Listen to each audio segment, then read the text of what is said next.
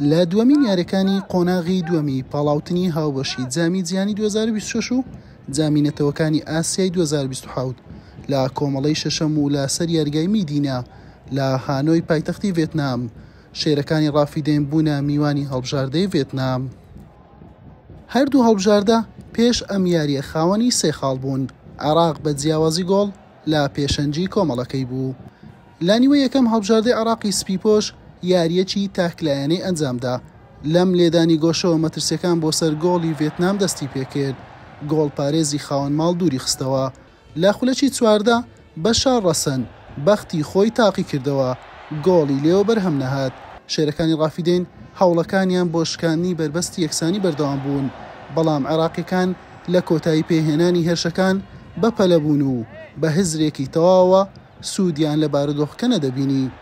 هەڵەکانی بەرگریکارانی ڤێتنام وەک پێویست مامەڵەی لەگەڵدا نەدەکرا. ئەیمەن حوسێنیش ئەم تۆپەی بە ئاسانی لەدەستدا. عەلی جاسم ویستی لە دوورەوە ئامانج بپێکێت، سەرکەوتوو نەبوو.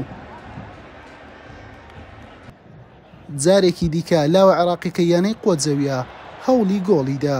گۆڵ پارێزی تیپی بەرامبەر ئامادە بوو. ئەمە دوایین دوو دەرفەتی عێراق بوو لە نیوە یەکەم، بەڵام تۆپ چوارچێوەی گۆڵی ڤێتنامی نەبڕی و جەلال حەسەنی گۆڵ پارێزی عێراقیش بۆ جارێکی شتاقی نەکرایەوە. یاریزانان بەبێ تۆمارکردنی گۆڵ گەڕانەوە ژووری خۆگۆڕین. لە نیوەی دوم جارێکی دیکە شێرەکانی ڕافیدەین بە فشارەکانیان دەستیان بەیاری کردەوە. موهەنەد عەلی ناسراو بە میمی دوای هاتنناوەی بۆ نێو یاریگا دەرفەتێکی ئاسانی لە پێش بوو عێراق پێش بخات. هەوڵەکانی عێراق درێژەی هەبوو، مەترسی تەواویش لەسەر گۆڵی خاوەن ماڵ دروست بوو. ئەما یەکەم دەرفەتی ڤێتنام بوو لە یاریەکە. جوڵەکانی میمی و لێدانەکانی ببوونە مەترسی ڕاستەقینە لەسەر گۆڵی ڤێتنام. ئەوەی هەمووان چاوەڕێیان دەکرد لە خولەکی 97 ڕوویدا. لە بەرزکردنەوەیەکی جوانی ئیبراهیم بایش موهەنەد عەلی بربەستی یەکسانی بە لێدانێکی سەرشکاند و گۆڵی پێشکەوتن و سەرکەوتن و سێخاڵی یاریەکەی بۆ شێرەکانی ڕافیدەین تۆمار کرد.